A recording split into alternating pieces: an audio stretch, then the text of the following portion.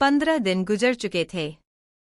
अब सनम और राज की शादी को सिर्फ एक ही हफ्ता बचा हुआ था और 3 दिन के बाद शादी की रस्में शुरू होने वाली थी। इस बीच अक्षत और सनम एक दूसरे के काफी करीब आ चुके थे। सनम को कुछ भी याद नहीं था, लेकिन अक्षत का उसके पास होना भी उसके लिए एक दवा की तरह था। अक्षत के पास होने से उसे बहुत सुकून मिलता था और आज के कुछ खोई खोई रहने लगी थी और राज के साथ भी बहुत कम ही वक्त गुजारा करती थी। राज भी ये बात नोटिस कर रहा था, लेकिन वो अपने काम में बहुत बिजी होने के वजह से खुद भी ज्यादा वक्त सनम को नहीं दे पा रहा था और इसी बात का फायदा अक्षत ने उठा लिया था। सनम उसके काफी करीब हो चुकी थी और यही आरव का प्लान था, क्योंकि अगर वो शादी टूटने का कारण बनता तो फिर यहाँ के लोग उसे जिंदा नहीं छोड़ते। ऐसा नहीं था कि अक्षत के पास पावर नहीं थी, उसके तो एक इशारे पे पूरी दुनिया में कहीं भी भूचाल आ जाता, लेकिन वो इस मैटर को दिमाग से हैंडल करना चाहता था। शादी सिर्फ 2 ही वजह से टूट सकती थी, या तो सनम ना कर दे या फिर अक्षत। इसलिए अक्षत सनम को अपनी तरफ कर रहा था और इस काम में कबीर ने भी उसका पूरा साथ दिया। वो राज को पूरा दिन अपने साथ काम में बिजी रखता था ताकि वो सनम के आसपास भी ना फटके। राज को ये सोच के शांति थी कि कुछ ही दिन में तो उन दोनों की शादी होने वाली जय, फिर सनम पूरी तरह से उसकी हो जाएगी। और दूसरा ये कि नकली सिया अक्षत के पास थी और अभी तक नकली सिया के बारे में अक्षत को पता भी नहीं है। ये सोच के वो खुश था। वहीं दूसरी ओर नकली सिया का सिंगानिया पैलेस में जीना हराम हो चुका था, क्योंकि उसके चेहरे से उसकी स्किन पूरी तरह से निकल चुकी थी। लेकिन अब भी कोई भी उसका असली चेहरा नहीं देख पाता था, क्योंकि उसने अपने लिए एक मुखौटा तैयार करवा लिया था जिसको पहनने के बाद कोई भी उसे नहीं पहचान सकता था। पर उसके दिमाग में अभी भी एक बात घूम रही थी कि उसका चेहरा खराब कैसे हुआ, क्योंकि डॉक्टर ने उसे बोला था कि वो कोई ऐसी मेडिसिन खा रही है जिसके साइड इफेक्ट्स के कारण उसकी स्किन निकल गई और उसका चेहरा सामने आ गया। लेकिन उसने अपना प्लान भी एग्जीक्यूट किया और वो बच गई। नकली सिया अपने रूम में इधर से उधर चक्कर लगा रही थी, क्योंकि अक्षत को गए 20 दिन हो चुके थे और इस बीच अक्षत ने उसे एक बार भी कॉल नहीं किया था। उसे डर था कि कहीं अक्षत को पता तक नहीं चल गया कि वो उसकी असली सिया नहीं है। यही सोच सोच के वो गुस्से से पागल हो रही थी। उसने गुस्से से अपना मुखौटा उतर के फेंक दिया और पागल की तरह रूम का सारा सामान फेंकने लगी। वो रूम में लगी अक्षत की फोटो के पास जाके उस पे हाथ फेरते हुए बोलती है, अक्षत माय लव बेबी, तुम जानते हो ना कि मैं तुमसे कितना प्यार करती हूँ और तुम पता नहीं अपनी जान को छोड़ के कहाँ चले गए हो। फिर उसके होठों पे अपने हाथ फिरते हुए बोलती है, जान मैंने तुम्हें अपना बनाने के लिए क्या कुछ नहीं किया। तुम्हारी वो जान सिया, उसको तुम्हारी शादी के रात ही तुम सब के बेहोश होने के बाद सिंघानिया पैलेस से उठाया, उसको उस सन की पागल राज के पास लेके गती। उस कमीने राज को खुद को सौंपा, उसकी मार खाई, उसे फिर से सिया के लिए पागल किया, उसकी मेडिसिन बदल दी, उसके दिमाग में सिया को फिट किया कि वो फिर से एक पागल आशिक की तरह उसको तुमसे दूर ले जाए।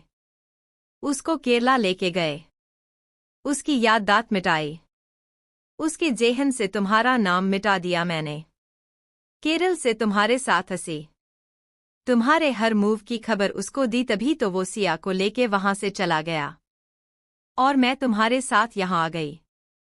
लेकिन फिर भी तुमने क्या किया?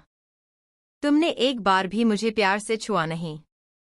आखिर क्या है उस मिडिल क्लास लड़की सिया में जो तुम उसके पीछे पागल हो?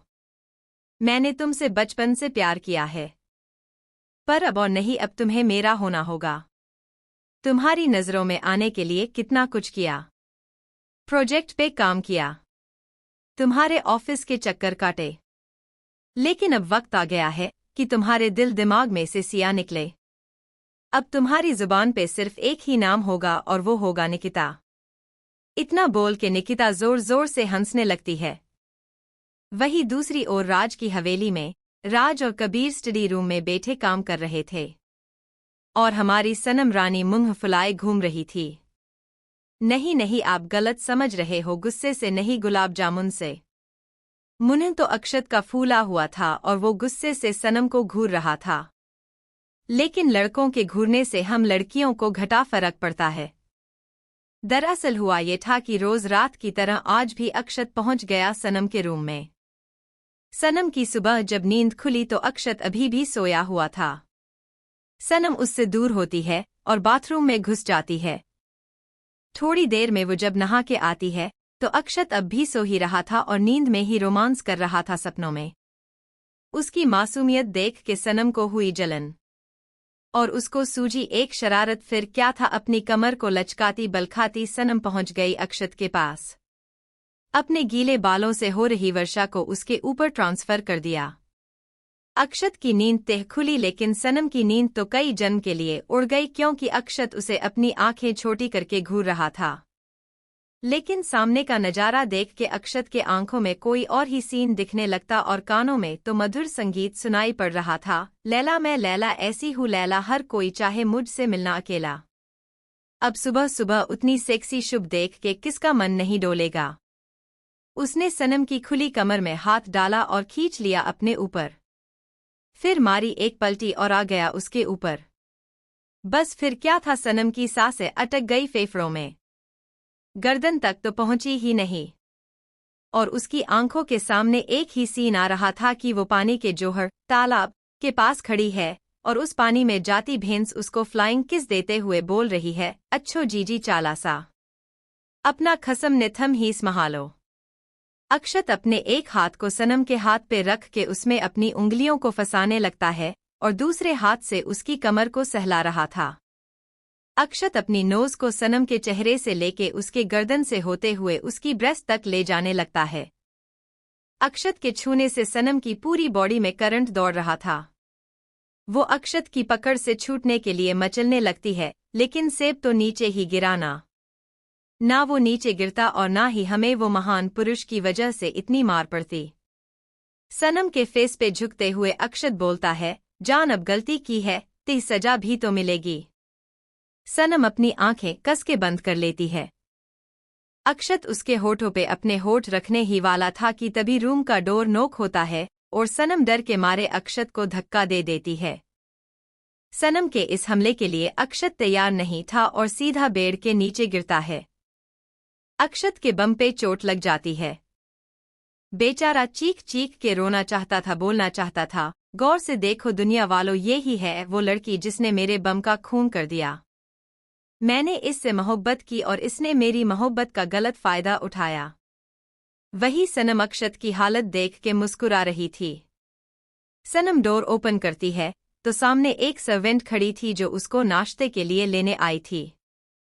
सनम जल्दी से अपना दुपट्टा लेके निकल जाती है और बेचारा अक्षत कर्टन से पीछे से सिर्फ उसे कोसते उसके दिल में एक ही सितार बज रहा था, वफा नारास आई तुझे ओ हर जाए। सनम आराम से हाल में बैठे गुलाब जामुन ठूस रही थी कि अचानक हवेली के बाहर कुछ गाड़ियों के रुकने की आवाज आती है। थोड़ी देर में एक लड़की अपनी हाई हील्स के साथ टक टक करती अपने बालों को अदा से लहराती हुई अपनी बचपन की ड्रेस में अंदर आती है। आते ही उसकी नजर अक्षत पे टिक जाती है, क्योंकि व्हाइट शर्ट ब्लू पेंट में स्लीव्स को फोल्ड करे वो बिजलियां गिरा रहा था। वो ऊपर से लेके नीचे तक अक्षत को स्कैन कर रही थी। अक्षत को यूं घूरता पाजे सनम के तन बदन में आग लग जाती है। उसका चेहरा गुस्से से लाल हो जाता है। तभी वो लड़की सनम के पास जाती है और बोलती है, हेलो भाभी, मैं आपकी प्यारी और इकलौती ननद अहाना। सनम उसको नकली स्माइल के साथ हेलो करती है। तब तक राज और कबीर भी वहां आ जाते हैं। अहाना राज से मिलती है, उसके बाद राज उसे बाकी सब से इंट्रोड्यूस करवाता है। अहाना अब भी अक्षत को गुरे जा रही थी, लेकिन अक्षत का ध्यान तो अपने फोन में था। कबीर ने ये सब देख लिया था। वो अक्षत के पास जाता है और बोलता है, भाई अक्षत, अपनी इज्जत को जरा बचा के, मुझे इस भाई की बहन के लक्षण ठीक ना लागे से। लेकिन अक्षत कबीर को पूरी तरह इग्नोर कर देता है। उसने तो अहाना को नजर भर भी नहीं देखा। अक्षत सनम से मुंह फुलाए बैठा था। वही सनम आराम से गुलाब जामुन ठूस रही थी। तभी हवेली में एक लड़की की एंट्री होती है जो कि राज की बहन है और अपने भाई की शादी के लिए आई है लंदन से। अहाना सबसे मिलती है। उसे सनम भी काफी पसंद आती है क्योंकि सनम काफी ज्यादा सुंदर है। लेकिन अहाना की नज़र तो कहीं और ही टिकी हुई थी और वो है अक्षत। अहाना अक्षत को ऊपर से नीचे तक स्कैन कर रही थी। अक्षत इन सब से बेखबर अपने फोन में घुसा हुआ था। उसने एक नज़र भी अहाना को नहीं देखा था। लेकिन अहाना की नज़रें तो कुछ और ही बयां कर रही थी। अहाना राज की बुआ की बेटी है। अहाना की नज़रों की तपिश सनम को भी दिख रही थी। लेकिन अक्षत की झुकी नज़रों से उसे सुकून मिल रहा था। लेकिन अक्षत का उसे नहीं देखना अहाना को पागल कर रहा था, क्योंकि अहाना काफी गुड लुकिंग थी। वो हमेशा से ही लंदन में रही थी। उसके कॉलेज में भी आज तक उसे कोई इग्नोर नहीं कर पाया था। लेकिन अक्षत का उसे एक बार भी नहीं देखना उसकी ईगो हर्ट कर गया। उसने ना जाने आज तक कितने ही लड़कों को डेट किया था, लेकिन अक्षत को देख के उसके दिल में घंटियां बज रही थी। वो दिल ही दिल में अक्षत को अपना बनाने की ठान लेती है। कबीर को भी ये सब समझ आ रहा था। वो अक्षत के पास जाके धीरे से बोलता है, ओए अंधे पटेल, इस डिजिटल दुनिया से बाहर आ जा। बाहर की दुनिया देख कितनी हसीन है। लगता है आई तेरी इज्जत लूटने वाली है।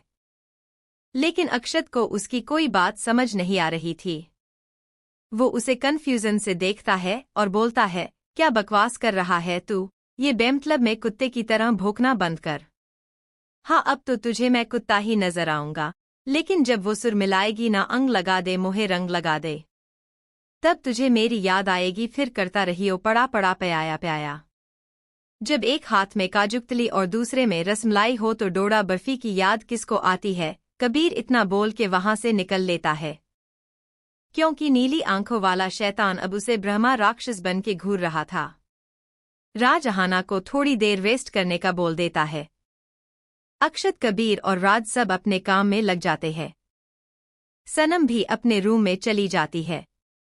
लंच के टाइम पे सब लोग हॉल में होते हैं और साथ लंच करते हैं।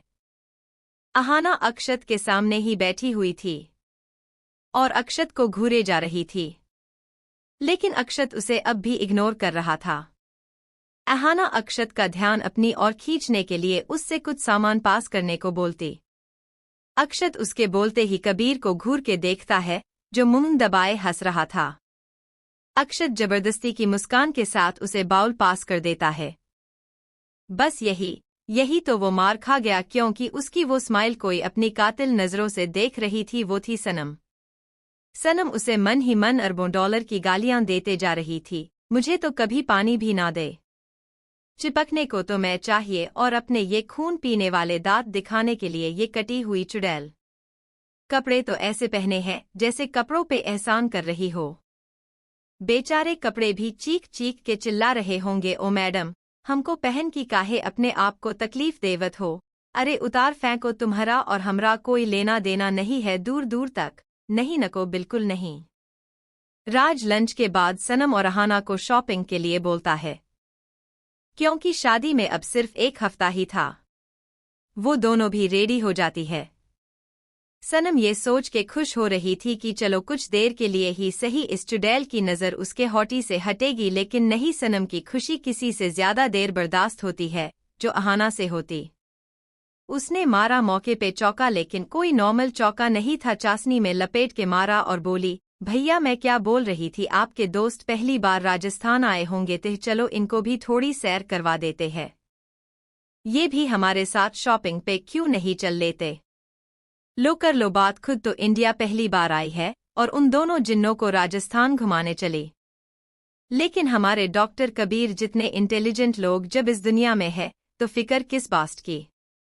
वो अक्षत की ओर झुकते हुए बोलता है, बेटा मैं तुझे कन्फर्म बता रहा सू, इस छोरी के लक्षण ठीक ना लागे से मन्ने।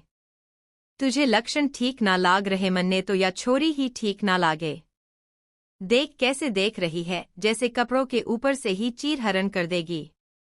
मैं बता रहा हूँ एक्स्ट्रा कपड़े पहन के रहा कर। अक्षत जवाब देता है। अक्षत और कबीर के साथ थोड़ी देर में अहाना और सनम भी शॉपिंग के लिए निकल जाते हैं। अहाना अक्षत के साथ पीछे बैठ जाता है। और सनम को मजबूरन आगे बैठना पड़ता है। कबीर ड्राइविंग सीट पे बैठा बेचारी सी शकल बना के बोलता है, कोई नहीं होता है।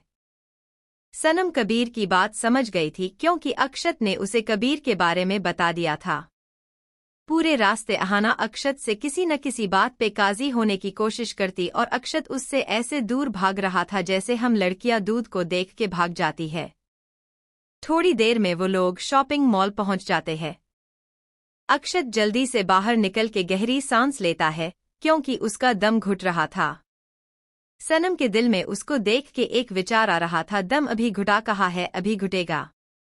वो लोग शॉपिंग के लिए चले जाते हैं। अंदर जाके कबीर और अक्षत शोरूम में रखे सोफे पे विश्राम करने लगते हैं क्योंकि बेचारे कुछ ज्यादा ही लंबे हैं ना, और लंबे लोगों की कमर जल्दी दर्द करती है। अहाना बार बार कोई ना को ड्रेस लेके आ जाती और बोलती ये मुझ पे कैसी लगेगी, और दोनों उसको ऐसे इग्नोर करते जैसे बोल रहे हो, ए तू जाना रे। लेकिन ये सब देख के सनम का गुस्सा 7वें आसमान पे था। लेकिन उसने अपना गुस्सा अक्षत के अकाउंट पे झाड़ू मार के निकाला। लेकिन सनम दीदी अपनी यादस्त के साथ ये भी भूल गई कि सामने बैठे आदमी के अकाउंट में इतने जीरो है जहां तक मुझे गिनती भी नहीं आती। उसने अक्षत का अच्छा खासा बिल निकाल दिया।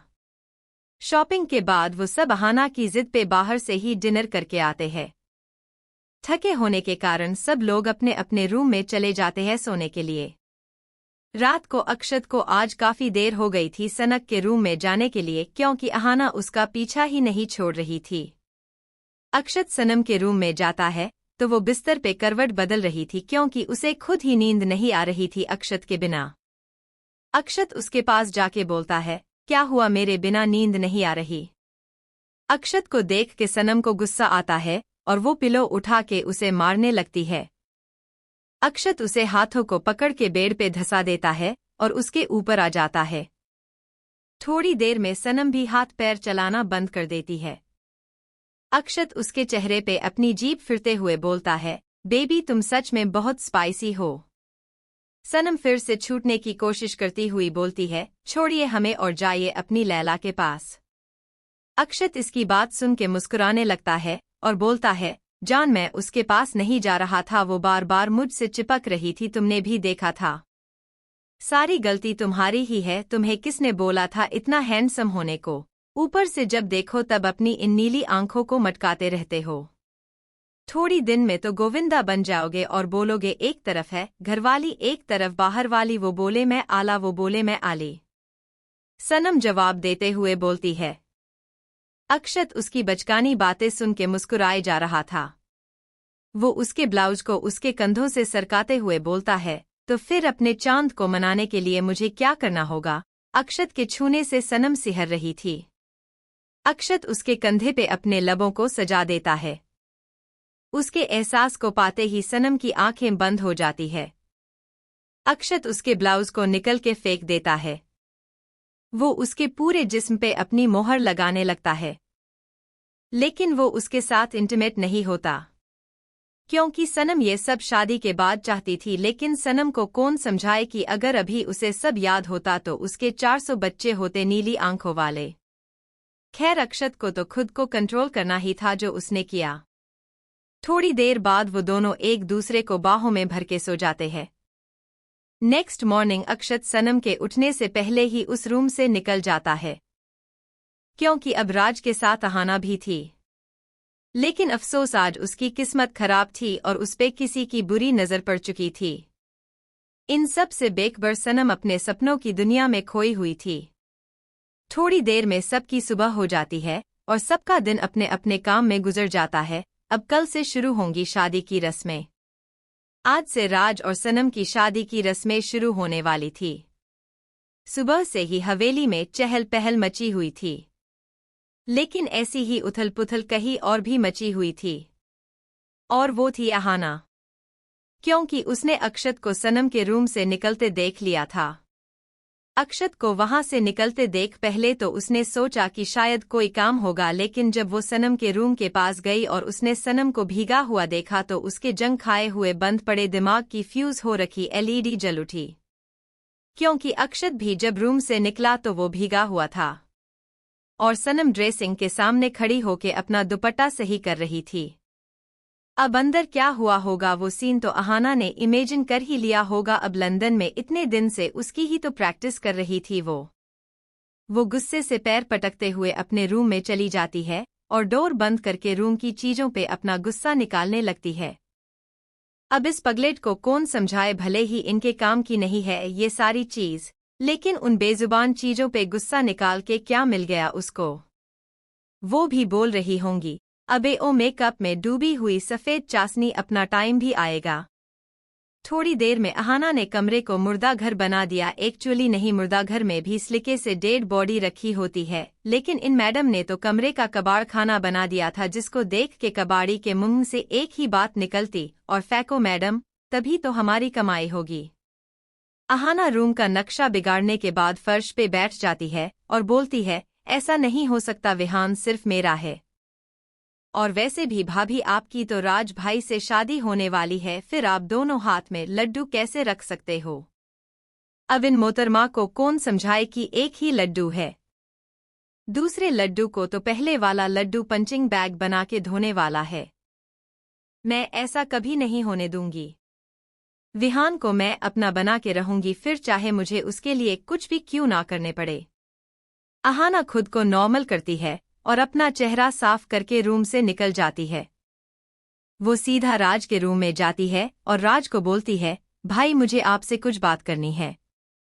राज हाँ बोलता है और अहाना बोलना शुरू करती है। कुछ देर राज से बात करने के बाद अहाना वहां से एक विनिंग स्माइल के साथ निकल जाती है। राज कबीर के पास जाता है और कुछ बात करता है। कबीर के चेहरे के भाव बनते बिगड़ते जा रहे थे। कबीर राज को कुछ समझता है और थोड़ी देर बाद राज वहां से निकल जाता है। कबीर उसके जाते ही राहत की सांस लेता है और फिर जल्दी से भागते हुए अक्षत के रूम में जाता है। अक्षत उस वक्त किसी से कॉल पे बात कर रहा था।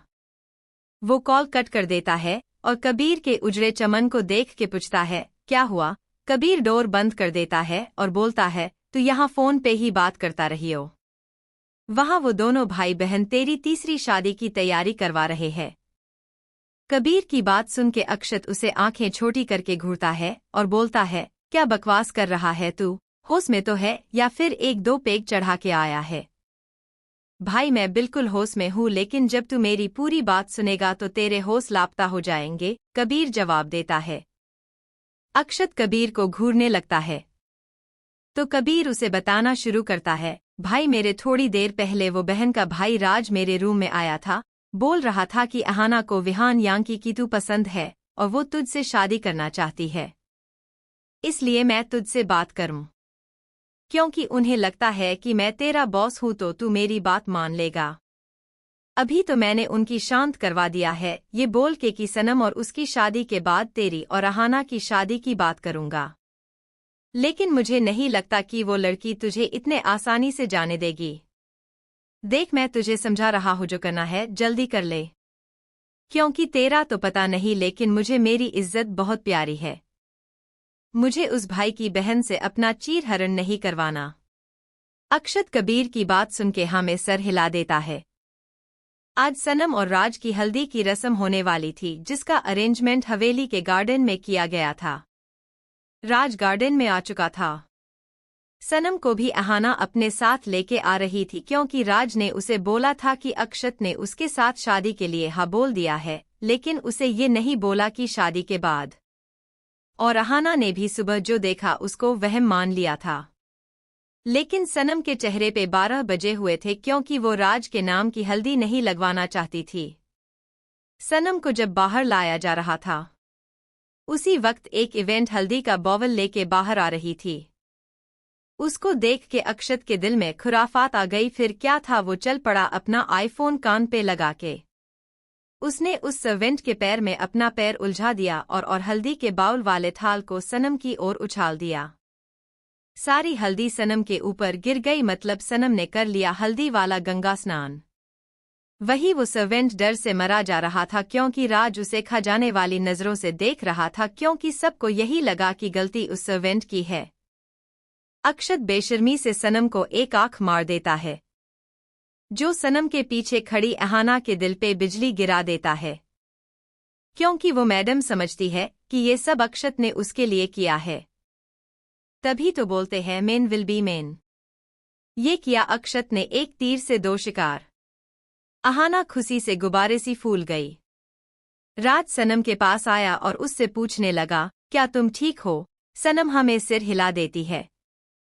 दोबारा से दूसरी हल्दी लाई जाती है और सनम और राज को लगाई जाती है।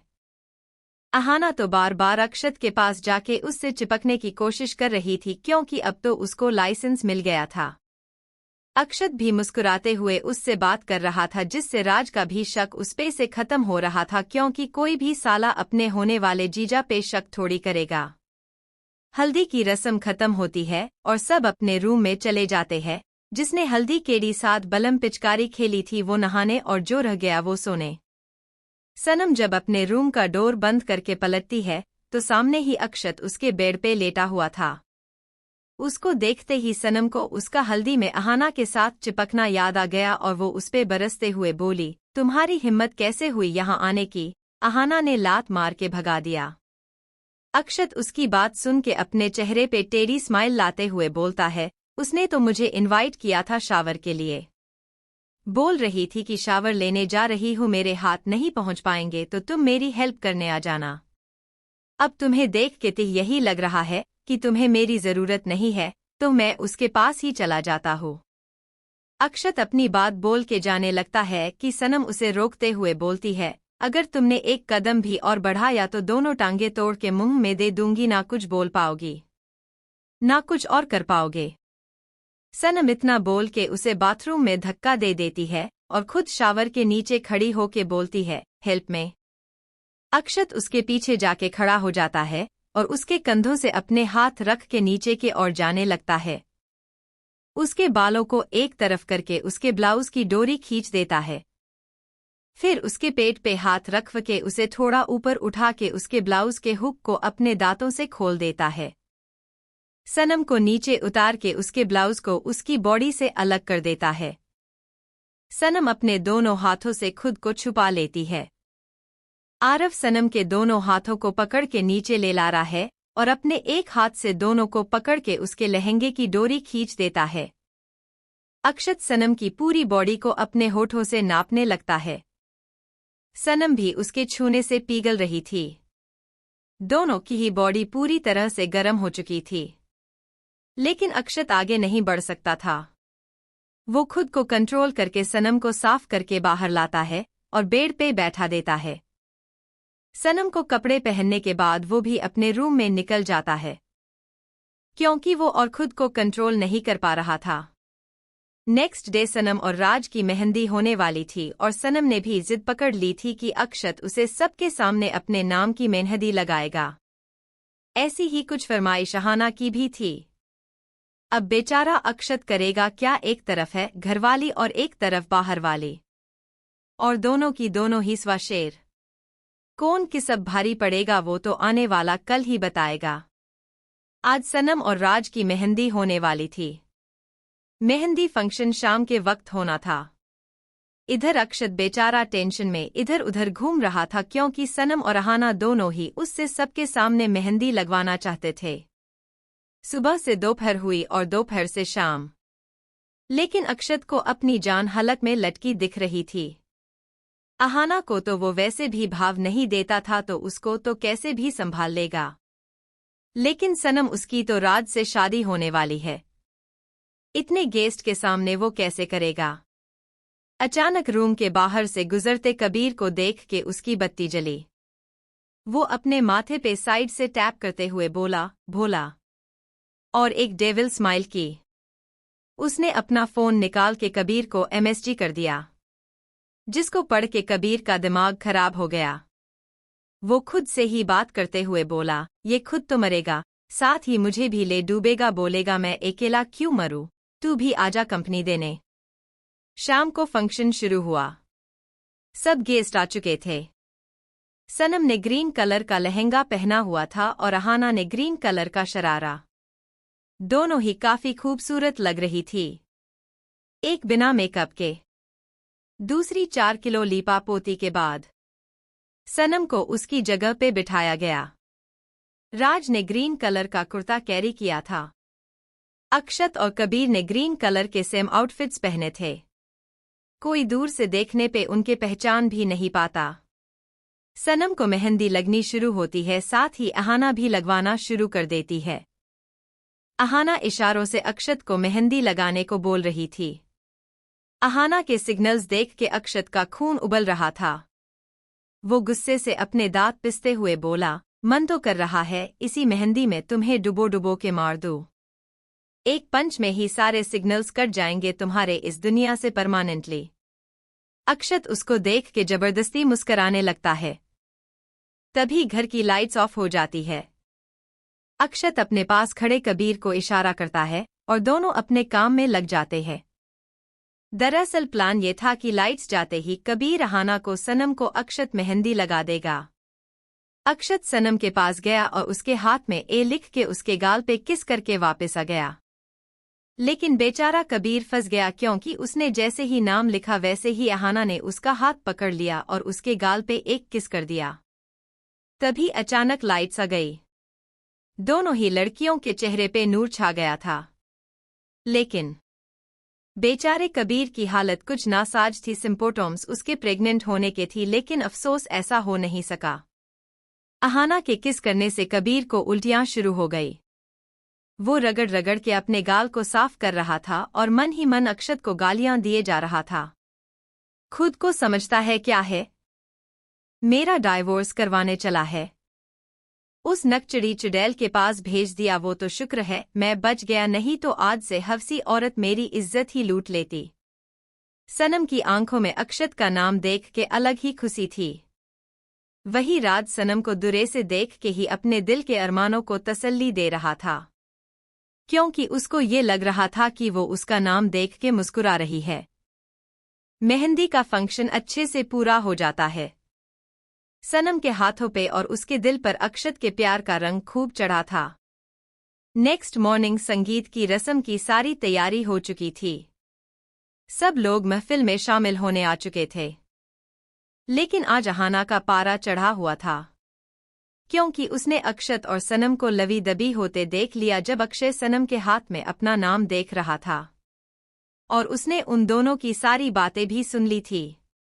इसलिए उसका पारा चढ़ा हुआ था। उसने अक्षत को आज अपना बनाने के लिए पूरा प्लान रेडी कर लिया था। उसके दिमाग में अलग ही खुराफात चल रही थी। अक्षत के दिमाग में कुछ और ही चल रहा था। लेकिन हमारे कबीर जी का दिमाग ही नहीं चल रहा था। एक तो कल अहाना की किसने उसका दिल, दिमाग, फेफड़ा, किडनी सब हिला दिया, और ऊपर से उसकी जाने बाहर दिलो गुलजार संध्या की उससे आज कोई वार्तालाप नहीं हुई थी। इसलिए वो आज उजड़ा हुआ देवदास बन के बैठे हुआ था। वही दूसरी ओर अहाना अपने कमरे में रेडी हो रही थी। तभी उसे किसी के होने की आहट हुई। उसने पीछे मुड़ के देखा तो कोई भी नहीं था। वो फिर से अपने मेकअप में लग जाती है। अचानक उसे अपनी कमर पे कुछ फील होता है। वो अपनी नजरें उठा के देखती है तो पीछे खड़ा इंसान उसे एक स्माइल पास करता है और उसे पलट के दीवार से लगा देता है। अहाना भी स्माइल पास करती है और उसके गले में अपनी बाहें डाल देती है और बोलती है, रोनी बेबी, आज मेरी याद कैसे आई तुम्हें? वो लड़का अहाना को जवाब देता है, तुम्हारी याद नहीं आएगी तो फिर किसकी याद आएगी मुझे? इतना बोल के रोनी उसके होठों पे अपने होठ रख देता है और उसे किस करने लगता है। अहाना भी उसका पूरा साथ देती है। करीब 20 मिनट के बाद दोनों की सांसें बढ़ती है तो दोनों एक दूसरे से अलग होते हैं। रोनी अहाना की लटों को कान के पीछे करते हुए बोलता है, मेरा बेबी कैसा है? अहाना अपने पेट पे उसका हाथ रख के बोलती है, बिल्कुल ठीक। थोड़ी देर वो दोनों एक दूसरे से चिपक रहते हैं और उसके बाद रोनी खिड़की से वापस बाहर चला जाता है। अहाना उसके जाने के बाद खुद को ठीक करती है और एक डेविल स्माइल करके बोलती है, तुम्हारे जैसे भिखारी से शादी करने से अच्छा है मैं सारी जिंदगी कुंवारी रहूं। लेकिन तुम फिक्र मत करो रोनी, मैंने आज एक ऐसा प्लान बनाया है कि मैं बनूंगी किंग की क्वीन। बस आज रात और अक्षत सिंघानिया मेरा। फिर तुम्हारे जैसे टपोरी को तो मैं अपना वॉचमैन भी ना बनाऊं। अक्षत को सच्चाई अहाना को कैसे पता है वो बाद में पता चलेगी। अहाना सबके पास हॉल में चली जाती है। बाकी सब भी आ चुके थे। अहाना जब नीचे आ रही थी तभी उसे रोनी मैन डोर से अंदर आता हुआ दिखाई दिया। रोनी सीधा राज के पास चला जाता है और उसे बोलता है, कॉन्ग्रेचुलेशंस बॉस, शादी मुबारक हो। रोनी राज का असिस्टेंट है। वो दोनों कुछ देर बातें करते हैं। रोनी को देख के अक्षत अपने पास खड़े कबीर को बोलता है, आ गया बकरा हलाल होने। तू बस अपने काम और फोकस करिए। अगर आज कुछ भी गड़बड़ हुई तो तुम्हारी खैर नहीं है। सब लोग अपनी अपनी पोजीशन ले लेते हैं। थोड़ी देर में एक होस्ट स्टेज पे जाता है और प्रोग्राम को होस्ट करने लगता है। सबसे पहले महफिल की शान सनम और राज को स्टेज पे बुलाया जाता है। सनम और राज के लिए एक रोमांटिक सॉन्ग प्ले किया जाता है और सनम को ना चाहते हुए भी उस छुछुदर के साथ डांस करना पड़ता है। राज के सनम को छूते ही अक्षत की मुठिया भींच जाती है। उसकी आंखें आग उगलने लगती है। उसका बस चक्रते अभी राज को तोप पे बैठा के मंगल ग्रह पे भेज देता, लेकिन अफसोस कुछ नहीं कर सकता। वही अहाना राज और सनम को देख के बड़ी खुश हो रही थी। अक्षत की हालत देख के उसे मजा आ रहा था। वो अपने मन में खुश होते हुए बोल रही थी, बस कुछ देर और अक्षत, फिर तुम हमेशा के लिए मेरे हो जाओगे। सब लोग बारी बारी से अपना डांस परफॉर्मेंस देते हैं। लात में सभी जोड़ियों को स्टेज पे बुलाया जाता है और सब एक साथ परफॉर्म करते हैं। अहाना अक्षत को खींच के स्टेज पे ले जाती है। कबीर अक्षत को इशारा कर रहा था, पैर पे मार, इसके पैर पे। अहाना बार बार अक्षत से चिपक के डांस कर रही थी और उसका खून खोल रहा था। लास्ट में उससे जब और कंट्रोल नहीं होता तो वो वहां से चला जाता है। वो अपने गुस्से को ठंडा करने के लिए सामने से आ रहे वेटर से जूस लेके पी लेता है। उसको जूस पिता देख अहाना एक डेविल स्माइल करते हुए बोलती है, अब बहुत जल्द तुम खुद मेरे पास आओगे अक्षत, इतने पास कि कभी दूर नहीं जा पाओगे। सब लोग डांस के बाद डिनर करते हैं। मेहमान अपने घर को रवाना हो जाते हैं और घर के लोग डिनर करके अपने रूम में चले जाते हैं। अक्षत अपने रूम की ओर जा रहा था कि उसे बहुत गर्मी लगने लगती है। उसे नशा चढ़ रहा था। अहाना उसकी हेल्प करने के लिए आती है और उसे अपने रूम में ले जाने लगती है, लेकिन अक्षत उसे दूर झटक देता है।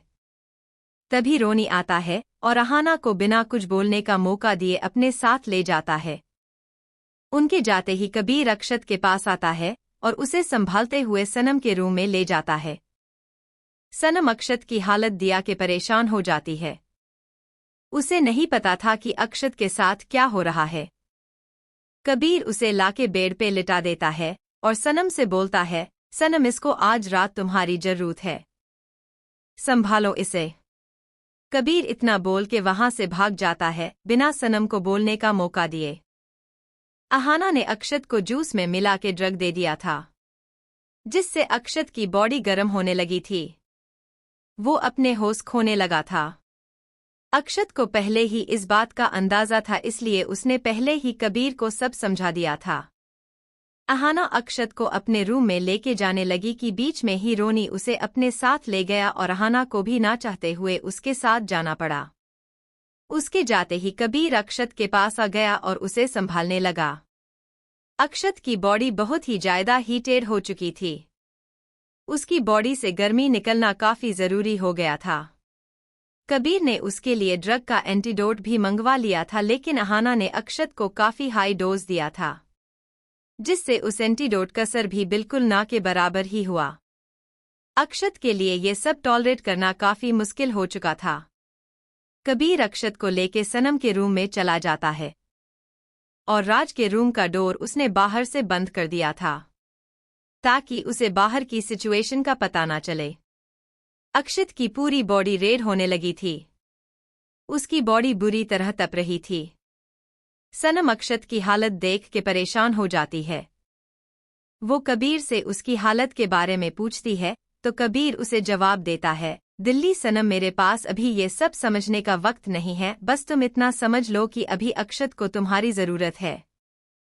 उसे ड्रग दिया गया है, कई दिया है, और किसने दिया है ये सब तुम्हें बहुत जल्द पता लग जाएगा, लेकिन उससे पहले तुम इसे संभालो। मुझे किसी और काम से बाहर जाना है। प्लीज मेरे दोस्त का ध्यान रखो। कबीर इतना बोल के वहां से निकल जाता है। सनम डोर बंद करके अक्षत के पास आती है। वो एक गीला टॉवल लाके उसके चेहरे को साफ करने लगती है। वो अक्षत को पानी पिलाती है कि उसे थोड़ी राहत मिले। लेकिन हमारी भोली सनम को कौन समझाए कि उसके पति की आग पानी से नहीं बुझेगी, बल्कि सनम का पानी निकाल के भूजेगी। सनम जैसे ही अक्षत के पास जाती है, अक्षत उसका हाथ पैर के अपने ऊपर खींच लेता है और अपनी नशे वाली आंखों से उसे देखते हुए बोलता है, मुझे गर्मी लग रही है, प्लीज मेरी हेल्प करो। इतना बोल के वो सनम के होठों पे अपने होठ रख के उसे किस करने लगता है। अक्षत सनम के होठों को चबाने लगता है। सनम को किस करने से अक्षत को बहुत राहत मिल रही थी। वो काफी देर तक सनम के होठों को चबाता रहता है। काफी देर बाद जब सनम को सांस लेने में तकलीफ होती है तो वो उसके होठों को छोड़ देता है। अक्षत के छोड़ते ही सनम उसके ऊपर से उठ के जल्दी से खिड़की के पास भाग जाती है और अपनी बढ़ी हुई सांसों को कंट्रोल करने की कोशिश करने लगती है। लेकिन अक्षत को कहाँ सब्र था, उसीलिए कंट्रोल करना मुश्किल हो रखा था। वो बेड से उठता है और सनम के पास जाने लगता है। वो अपना कुर्ता निकाल के फेंक देता है। अक्षत को अपने पास आते देख सनम सिहर रही थी। अक्षत उसके पीछे आके खड़ा हो जाता है और उसके पेट पे हाथ रख के उसे खुद से चिपका लेता है। सनम भी खुद को उसकी बाहों में ढीला छोड़ देती है। अक्षत उसके कान पे किस करने लगता है। वो किस कम और बाइट ज्यादा कर रहा था, जिससे सनम की आह निकल रही थी, जो उसको और भी ज्यादा वाइल्ड बना रही थी। अक्षत उसके बालों को एक साइड कर देता है और उसके कंधे पे किस करने लगता है। उसने उसके दोनों कंधों को रेड कर दिया था। अक्षत और आगे बढ़ता है और अपने दांतों से ही उसके ब्लाउज की डोरी खोल देता है। सनम का ब्लाउज जो कि सिर्फ डोरियों पे ही टी हुआ था, वो बिल्कुल लूज हो जाता है। सनम अपने हाथों से अपने सीने को छुपाने की कोशिश करने लगती है। अक्षत अपने हाथों को नीचे की ओर ले जाता है और उसके लहंगे की डोरी खोल देता है। सनम का लहंगा नीचे गिर जाता है। अक्षत सनम को अपनी बाहों में उठा के बिस्तर पे ले जाता है। फिर खड़े होके अपने बाकी के कपड़े भी निकाल देता है और सनम के ऊपर आ जाता है। वो अपने मुंह से ही सनम के ब्लाउज को निकाल के फेंक देता है, जो सिर्फ नाम का ही बचा हुआ था। सनम अपने हाथों से खुद को कवर करने लगती है कि अक्षत उसके दोनों हाथों को अपने एक हाथ में पकड़ के उसके सिर के ऊपर कर देता है। सनम अपनी आंखें कस के बंद कर लेती है। अक्षत आगे बढ़ता है और उसके होठों को अपने होठों से ब्लॉक कर देता है। काफी देर तक उसके होठों को काटने के बाद वो उसके कॉलर बोन पे आ जाता है और लव बाइट्स लेने लगता है। अक्षत धीरे धीरे नीचे की ओर बढ़ता है और उसकी ब्रेस्ट के साथ खेलने लगता है। वो उसकी एक ब्रेस्ट को मुंह में भर के सक करने लगता है और दूसरे को अपने हाथों से मसलने लगता है। थोड़ी ही देर में सनम को दोनों ब्रेस्ट बिल्कुल रेड हो चुकी थी। अक्षत आगे बढ़ता है और उसके नवल में अपनी जीभ फिराने लगता है। अक्षत ने सनम की पूरी अपर बॉडी पे लव बाइट्स दे दिए थे। वो अपने हाथों को नीचे ले जाने लगता है और सनम की पैंटी के ऊपर से ही उसी प्राइवेट पार्ट को सहलाने लगता है। थोड़ी देर में उसको भी निकाल देता है और अपने जीभ को उसके सेंसिटिव एरिया में फिराने लगता है। सनम उसकी हरकत से पागल हो रही थी। वो बीच में अपनी कमर को भी उठा रही थी। काफी देर तक उसके प्राइवेट पार्ट को सक करने के बाद अक्षत एक बार फिर उसके ऊपर आता है और उसके होठों पे अपने होठ रख के उसके अंदर एंटर कर जाता है। सनम की दर्द से चीख निकल जाती है और उसकी आंखों के कोनों से आंसू बह जाते हैं। उसकी पकड़ बेडशीट पर कस जाती है, लेकिन अफसोस उसका दर्द अंदर ही दब के रह जाता है। अंदर धीरे धीरे खुद को अंदर बाहर करने लगता है। पूरी रात वो ना जाने कितनी ही बार उसके साथ इंटीमेट हुआ था। सनम की बॉडी तो पहले ही जवाब दे चुकी थी, लेकिन अक्षत उसके सोने के बाद भी उसके साथ इंटीमेट हो रहा था। आज उसका लव वाइल्ड लव बन चुका था और वजह थी अहाना। उसका होगा क्या वो तो आगे ही पता चलेगा। नेक्स्ट मॉर्निंग एंटीडोट की वजह से अक्षत की नींद जल्दी ही खुल जाती है। वो अपनी बाहों में सोई हुई सुंदरी को देख रहा था, जिसको देख के उसके फेस पे एक स्माइल आ जाती है। लेकिन जब वो उसकी गर्दन पे काले पड़े निशानों को देखता है तो उसकी आंखें ठंडी हो जाती है। वो ब्लैंकेट हटा के देखता है तो सनम की पूरी बॉडी पे निशान थे और वो काले पड़ चुके थे। अक्षत फिर से सनम को कवर कर देता है। उसकी मुठियां भीग चुकी थी। उसका चेहरा एक अलग हो आग बयान कर रहा था। वो सनम को ठीक से सुला के उठ जाता है और बाथरूम में घुस जाता है। वो थोड़ी देर जब बाहर आया तो सनम बेड से उतरने की कोशिश कर रही थी, लेकिन उसकी बॉडी उसका साथ नहीं दे रही थी। उसे बहुत दर्द हो रहा था। अक्षत उसके पास जाता है और उसे अपनी बाहों में उठा के बाथरूम में ले जाता है। वो उसे बाथटब में बैठा के बाहर जाने लगता है कि सनम उसका हाथ पकड़ के रोक लेती है और बोलती है, आज जब जरूरत है मुझे तुम्हारी तो ऐसे ही जा रहे हो। अक्षत को बहुत गिल्टी फील हो रहा था, इसलिए वो सनम से कोई बात नहीं कर रहा था। अक्षत अपनी नजरें नीची करके उसे सॉरी बोलता है। सनम उसका हाथ पकड़ के बोलती है, मैं जानती हूँ तुम्हें ड्रग दिया गया था और जो भी हुआ उससे मुझे कोई दिक्कत नहीं है। फिर बच्चों सा मुंह बना के बोलती है, अगली बार कुछ ऐसा करो तो प्लीज धीरे करना, मुझे बहुत पेन होता है। अक्षत उसकी बात सुन के हाँ में सिर हिला देता है मुस्कुराते हुए। वो सनम की हेल्प करता है और उसे बाथरोब पहना के बाहर के आता है और फिर उसके बॉडी पे दवाई लगा के उसको कपड़े पहना देता है। फिर खुद अपने रूम से बाहर चला जाता है। शाम के वक्त राज की पूरी हवेली लाइट से जगमगा रही थी। हो भी क्यों ना आज हुकुम सा की शादी जो थी, उसकी रियासत को हुकुम रानी सा जो मिलने वाली थी। आज पूरी रियासत को न्योता दिया गया था। सब लोग अपनी हुकुम रानी सा से मिलने आए थे। आज हवेली में एक नहीं बल्कि 2 शादियां होने वाली थी। एक राज और सनम की, दूसरी अक्षत और अहाना की। राज अपने रूम में रेडी हो रहा था और अक्षत अपने रूम में। कबीर उसको रेडी करते हुए बोल रहा था, तू श्योर है ना कि तुझे ये करना है? अक्षत उसके कंधे पे हाथ रखते हुए बोलता है, उसकी जान मेरे लिए सबसे इम्पोर्टेंट है। मैं उससे दूर रह सकता हूँ लेकिन उसको तकलीफ में नहीं देख सकता। मैं समझ लूंगा कि हम दोनों का साथ इतना ही था। वहीं दूसरी ओर सनम और अहाना अपने अपने रूम में रेडी हो रही थी। सनम जे चेहरे पे कोई भाव नहीं था। मेकअप आर्टिस्ट ने उसकी बॉडी के निशानों को मेकअप से छुपा दिया था। वो मेकअप आर्टिस्ट सनम को रेडी करने के बाद बोली, मैडम आप बहुत खूबसूरत लग रही है। सनम उसकी बात पे ज्यादा रिएक्ट नहीं करती, बस हल्का सा मुस्कुरा देती है। वही अहाना बार बार अपनी आर्टिस्ट को कुछ ना कुछ बोल के परेशान कर रही थी और उसकी आर्टिस्ट भी गुस्से में आ गई थी। थोड़ी देर में वर पूजा के लिए पंडित जी वर को बुलाते हैं तो अक्षत और राज दोनों ही सीढ़ियों से नीचे आते हुए दिखाई देते हैं। पंडित जी दोनों के सिर पे सेहरा बांधने को बोलते हैं और उनको सेहरा बांध के मंडप में लाया जाता है। थोड़ी देर में दुल्हन को बुलाया जाता है और सनम और अहाना दोनों आ जाती है। अहाना सेहरे के अंदर झांक के अक्षत को देखने लगती है।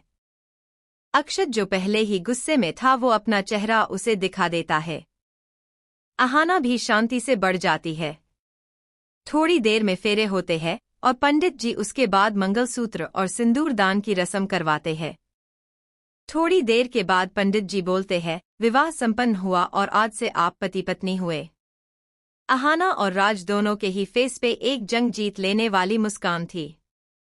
वही अक्षत और सनम के फेस पे कोई भाव नहीं था।